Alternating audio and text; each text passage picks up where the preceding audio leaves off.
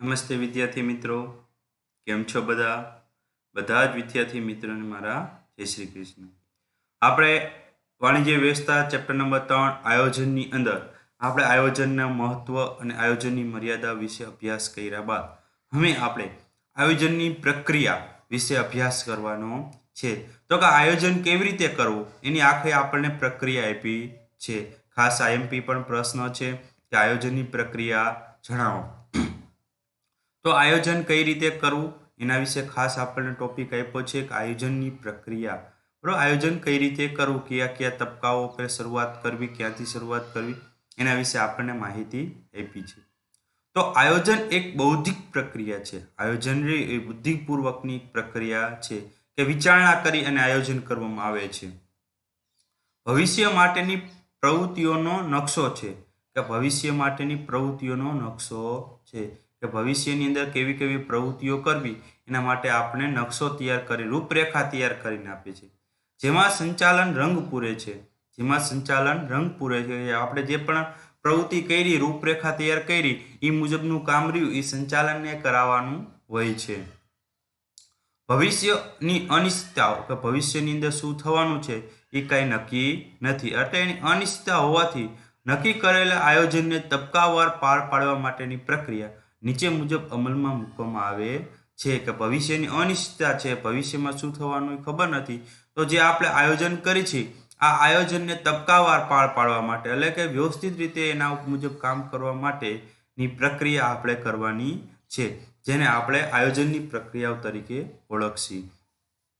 તો સૌપ્રથમ પહેલું કામ છે હેતુ નિર્ધારણ. બરોબર, હેતુ નિર્ધારણ એટલે આપણો હેતુ, ગોલ, ધ્યેય નક્કી કરવો. તો આયોજનનો પ્રથમ તબક્કો હેતુ નિર્ધારણ છે. બરોબર, આપણને તમને એક્ઝામ MCQ ની અંદર પૂછી શકે કે આયોજનની પ્રક્રિયાનો પ્રથમ તબક્કો કયો છે. બરોબર, તો આયોજનની પ્રક્રિયાનો પ્રથમ તબક્કો હેતુ નિર્ધારણ છે. સૌપ્રથમ આપણે શું કરવું પડે છે? હેતુ નક્કી, આપણો ધ્યેય નક્કી કરવો પડે છે. માટે જ કહેવામાં આવે છે કે હેતુઓની પસંદગી યોગ્ય રીતે હોવી હોય તો જ આયોજન સંચાલકોને ઉપયોગી નીવડી શકે. બરોબર, હેતુ માટે જ કહેવામાં આવે કે હેતુની પસંદગી યોગ્ય એટલે કે મહત્વાકાંક્ષી હોવા જોઈએ ને અતિશય મહત્વાકાંક્ષી કે તમે જે એચીવ પ્રાપ્ત કરી શકો તેવા હોવો એવો હેતુ રાખવાનો નહીં, કે તમે જે પ્રાપ્ત કરી શકો નજીકનો હેતુ રાખવાનો. બરોબર, તો આપણે જે પણ હેતુ નક્કી કરી છે એ યોગ્ય હોવો જોઈએ તો આયોજનની સંચાલકોને ઉપયોગી નીવડી શકે છે. તો જ આપણે આયોજન મુજબ એ આપણો ધ્યેય રહ્યો, આપણો ગોલ રહ્યો એ આપણે એને ઉપયોગ આપણને થઈ શકે, તો જ આપણે એના મુજબનું કાર્ય હાથ ધરી શકીએ.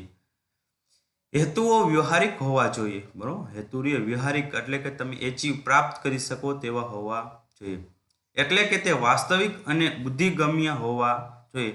વાસ્તવિક હોવા જોઈએ કે તમે જે એને સિદ્ધ કરી શકો એવા હોવા જોઈએ. ત્યાર પછી બીજો તબક્કો છે પ્રક્રિયાનો આયોજનના આધાર સ્પષ્ટ કરવા. બરોબર, આયોજનના આધાર સ્પષ્ટ કરવા. હેતુઓની સ્પષ્ટતા કાર્ય પછી આયોજનને પાર પાડવા માટે તેના આધારોની સ્પષ્ટતા જરૂરી છે. હેતુની સ્પષ્ટતા કર્યા માટે એના આધારોની સ્પષ્ટતા કરવી ખૂબ જ જરૂરી છે. આ આધારો એટલે અનુમાનો અથવા પૂર્વધારણાઓ. આધારો એટલે શું? અનુમાનો, જે આપણે અનુમાન નક્કી કર્યા હોય કે આવું થશે તો આપણે આવા પગલાઓ લેશી. બરોબર, આવી આપણે પૂર્ણ ધારણાઓ નક્કી કરી છે. બરોબર, ધારણાઓ છે, આવા આપણા નીતિ નિયમો છે વગેરે. જે આપણા નીતિ નિયમો, અનુમાન, જે આપણે વિચારણા કરી છે, આ બધા જ આપણા આધારો કહેવામાં આવે છે.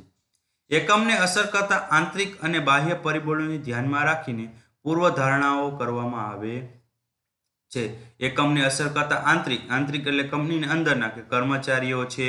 બરોબર, તો એ આંતરિક પરિબળ થયું. કે બાહ્ય પરિબળ એટલે કે બરોબર વાવાઝોડું છે, અતિવૃષ્ટિ છે, રાજકારણ છે, આ બધા બાહ્ય પરિબળો છે. તો આ કંપનીના અંદરના અને બહારના પરિબળોને ધ્યાનમાં રાખી આપણે એના અનુમાનો અને પૂર્વ ધારણાઓ નક્કી કરવા જોઈએ. આ આધારો જો સ્પષ્ટ અને ચોક્કસ ન હોય તો આયોજન સફળ થઈ શકતું નથી. બરોબર, આ આપણા આધારો કે કઈ રીતે કામ કરવું, કેવા નીતિ નિયમો છે, કઈ રીતે કઈ પદ્ધતિથી કામ કરવાનું, કેવા એના સિદ્ધાંતો છે, આ જો આપણે નક્કી ન કર્યું હોય તો આપણું આયોજન રહ્યું એ સફળ નીવડતું નથી. એટલે પહેલું કાર્ય શું કરવાનું? આયોજન કરતા હોય તો આપણે પહેલા હેતુ નક્કી કરવાનો, ત્યાર પછી એના આધાર સ્પષ્ટ કરવા. ત્રીજો તબક્કો છે માહિતીનું એકત્રીકરણ. માહિતીનું એકત્રીકરણ કરી અને તેનું વિશ્લેષણ કરવું. તો આયોજનનો આધાર સ્પષ્ટ કર્યા બાદ આયોજન માટે જરૂરી માહિતી પ્રત્યક્ષ કે પરોક્ષ રીતે એકત્રિત કરવામાં આવે છે. આયોજનના આધાર સ્પષ્ટ કર્યા બાદ કઈ રીતે કામ કરવું એ નક્કી થયા બાદ બરોબર તેમાં પ્રત્યક્ષ અને પરોક્ષ બરોબર બંને માહિતી એકત્રિત કરવામાં આવે. પ્રત્યક્ષ કે પરોક્ષ રીતે બરોબર માહિતી એકત્રિત કરવામાં આવે છે. એટલે કે રૂબરૂપ જઈને આપણે માહિતીની તપાસ માહિતી મેળવવી અને બીજા વ્યક્તિ પાસેથી આપણે માહિતી મેળવવી. આ રીતે આપણે પોતાના દ્વારા અને બીજા વ્યક્તિઓ દ્વારા આપણે માહિતી એકત્રિત કરવામાં આવે છે. તેનું વર્ગીકરણ કર્યા બાદ તેનું વર્ગીકરણ કરવાનું બાદ તેનું વિશ્લેષણ અને અર્થઘટન કરવામાં આવે છે. વર્ગીકરણ એટલે કે જે વિભાગની અંદર જે પ્રમાણની માહિતી હોય એનું વર્ગીકરણ કરી એના ઉપર વિશ્લેષણ એટલે વિચારણા કરી એનું અર્થઘટન કરવામાં આવે છે. જેના આધારે પૂર્વાનુમાન કરવામાં આવે તો ભવિષ્યમાં આયોજનમાં સચોટ પરિણામ મળે છે. જેના આધારે પૂર્વાનુમાન કે અગાઉનું વિચારવામાં આવે છે અને ભવિષ્યની અંદર આપણું આ ભવિષ્યનું આયોજન રહ્યું એ સચોટ અને વ્યવસ્થિત બને છે. અને આયોજન રહ્યું આ સચોટ આયોજન બનવાના કારણે આપણને સારા પરિણામો પણ મળે છે. ત્યાર પછી ચોથો પોઈન્ટ છે વૈકલ્પિક યોજના તૈયાર કરવી. બરોબર વૈકલ્પિક યોજનાઓ તૈયાર કરવાની. બરોબર આપણી પાસે ઘણા બધા એવા વિકલ્પ મળતા હોય યોજના તૈયાર કરવા માટે. તો આવી કઈ એમાંથી યોજનાઓ આપણે સ્વીકારવી, આવી વૈકલ્પિક યોજનાઓ તૈયાર કરવી કે કઈ કઈ યોજનાઓ આપણી પાસે છે, માહિતી આપણે ભેગી કરી છે એમાંથી આપણને કેવી કેવી યોજનાઓ મળે છે એના આપણે આખું લિસ્ટ બનાવવાનું. જરૂરી માહિતી એકત્રિત કરી તેનું વિશ્લેષણ અને અર્થઘટન કર્યા બાદ વૈકલ્પિક યોજનાનું ઘડતર થાય છે. માહિતી આપણે એકત્રિત કર્યા બાદ બરાબર વૈકલ્પિક કઈ કઈ યોજનાઓ આપણે સ્વીકારવી એનું આખું ઘડતર કરવાનું એટલે તૈયાર કરવામાં આવે છે. એકમમાં ધ્યેય સિદ્ધિ માટે અનેક વિકલ્પો હોય છે. બરોબર એકમના ધ્યેય સિદ્ધિ માટે અનેક વિકલ્પો હોય છે કે આપણો ધ્યેય નક્કી કરવા માટે આપણને ઘણા બધા વિકલ્પ મળે છે કે તમે આ રસ્તો જાશો તો પણ તમારો ધ્યેય સિદ્ધ થશે, આ પણ રસ્તે જાશો તો પણ તમારો ધ્યેય સિદ્ધ થશે. એમ આપણી પાસે ધ્યેય સિદ્ધ કરવા માટે ઘણા બધા વિકલ્પો છે. આ તમામ વિકલ્પોની યાદી આ તબક્કે તૈયાર કરવામાં આવે છે. બરોબર જેટલા પણ આપણી પાસે વિકલ્પો હોય આ બધા જ વિકલ્પોની આપણી યાદી તૈયાર કરવામાં આવે છે. દાખલા તરીકે કોઈ વસ્તુનું ઉત્પાદન કરી વેચાણ કરવું કે તૈયાર વસ્તુની ખરીદી કરીને વેચાણ કરવું. કે ભાઈ કોઈ પણ વસ્તુ છે તો વસ્તુનું ઉત્પાદન આપણે અહીંયા જ કરવું અથવા તો એ વસ્તુની ખરીદીથી બીજેથી કરી અને આપણે વેચાણ કરવું. જે પણ આપણને યોગ્ય હોય તો આપણે એનો આપણે કરી શકીએ. એક્ઝામ્પલ તરીકે આપણે કાર બનાવતા હોય બરોબર તો કાં તો કારના ટાયર રહ્યા આપણે ખુદ કંપનીની અંદર ઉત્પાદન કરી અથવા તો એ ટાયર રહ્યા બહારથી મેળવી અને આપણે ગાડીની અંદર નાખી અને એનું વેચાણ કરી. તો જે પણ આપણને એમાંથી યોગ્ય લાગે એ આપણે વિકલ્પ પસંદ કરવાનો હોય છે. ત્યાર પછી વિકલ્પોની વિચારણા કરવી. બરોબર વિકલ્પોની વિચારણા કરવી કે વિકલ્પો આપણે નક્કી કર્યા બાદ એમાંથી આપણે વિચારણા કરવાની કે કઈ વિકલ્પો આપણે અપનાવવો છે. વૈકલ્પિક યોજના યાદી તૈયાર થઈ ગયા બાદ બધા જ વિકલ્પો ઉપર વિચારણા કરવામાં આવે છે. બધા જ વિકલ્પો જેટલા વિકલ્પો વૈકલ્પિક યોજનાની યાદી બનાવી કે આટલી આટલી આપણી યોજના છે આમાંથી આવા આવા વિકલ્પો આ યોજના ઉપર આપણે કામ કરી શકીએ છીએ. તેમાંથી સારી યોજના કઈ છે એના ઉપર આપણે વિચારણા કરવાની છે. જેમાં એકમને અસર કરતા પરિબળો અને વિકલ્પોના સંબંધ અંગે વિચારણા કરવામાં આવે છે. આ એક બૌદ્ધિક પ્રક્રિયા છે. વિચારણા કરતી વખતે ગાણિતિક તથા આંકડાકીય પદ્ધતિનો ઉપયોગ કરવો પડે છે. બરોબર આ વૈકલ્પિક જે યોજના છે આ યોજનાની અંદર ઉપર કેવા પરિબળો અસર કરે છે, આંતરિક બાહ્ય પરિબળ અસર કરે છે કે નથી કરતા, કરે છે તો કેવા પ્રમાણમાં કરે છે, છતાં આપણા માટે ફાયદાકારક છે કે નથી. એટલે બૌદ્ધિક પ્રક્રિયા છે, ખૂબ જ વિચારણા કરવી પડે છે. એમાં જો આંકડાકીય ગાણિતિક કે આંકડાશાસ્ત્રીનો ઉપયોગ પદ્ધતિનો ઉપયોગ થતો હોય, ગણતરી કરવી પડતી હોય તો ગણતરી પણ કરવી પડે છે. આ માટે ધંધાકીય એકમ એટલે કે કાર્યાત્મક સંશોધન ઓઆ ઓપરેશન રિસર્ચ દ્વારા એક આદર્શ યોજના તૈયાર કરે છે. એટલે કે તેના દ્વારા કાર્યાત્મક સંશોધન, આ ખાસ કરીને OR નું પૂરું નામ રહ્યું દરેક વિદ્યાર્થી મિત્રો યાદ રાખી લેવું. અને ગુજરાતીની અંદર કાર્યાત્મક સંશોધન પણ કહેવામાં આવે છે, એ પણ ખાસ કરીને યાદ રાખી દેવું. એના દ્વારા એક આદર્શ યોજનાઓ તૈયાર કરવામાં આવે છે. આના પર સંશોધન કરવાનું હોય, વિચારણા કરવાની હોય, ગણતરી કરવાની હોય, કોઈ ગણતરી એ કર્યા બાદ એમાંથી એક બેસ્ટ યોજના તૈયાર કરવામાં આવે છે. ચોક્કસ યોજના સ્વીકારવી, બરોબર, એમાંથી કોઈ ચોક્કસ યોજના હોય એ સ્વીકારી લેવી. આ તબકે વિવિધ વિકલ્પો અંગે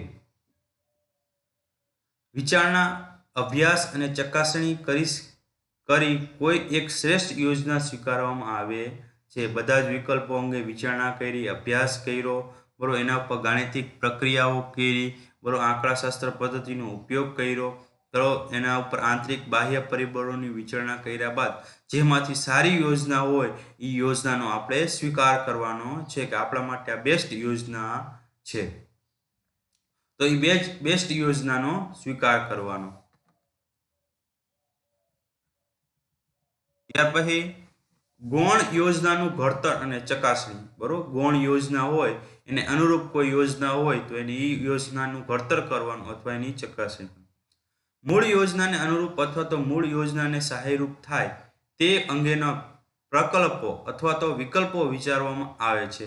બરોબર, જે મૂળ યોજના હોય એને અનુરૂપ કોઈ બીજી યોજના, એને મેચ થતી કોઈ યોજના હોય, એને લાભ થતો મૂળ યોજનાને લાભ થતો એવી કોઈ બીજી યોજના હોય તો એને આપણે ગૌણ યોજના કહીશું. તો આ ગૌણ યોજના વિશે આપણે વિચારણા કરવાની છે.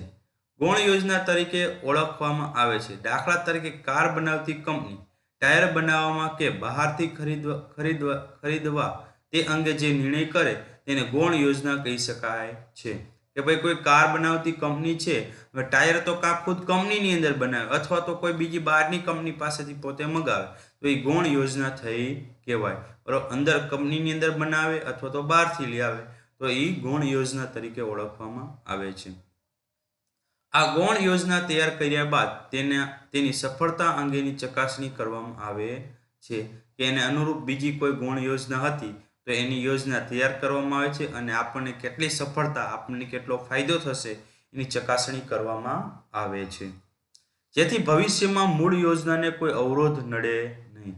જેથી કરીને ભવિષ્યની અંદર આપણે જે મૂળ યોજના છે, મુખ્ય યોજના છે, એને કોઈ પણ જાતનો અવરોધ નડે નહીં, એટલે કોઈ પણ જાતના એમાં વિચલનો કે સમસ્યાઓ આવે નહીં. ત્યારબાદ છે છેલ્લો પોઈન્ટ, છેલ્લો તબક્કો છે યોજનાનું મૂલ્યાંકન.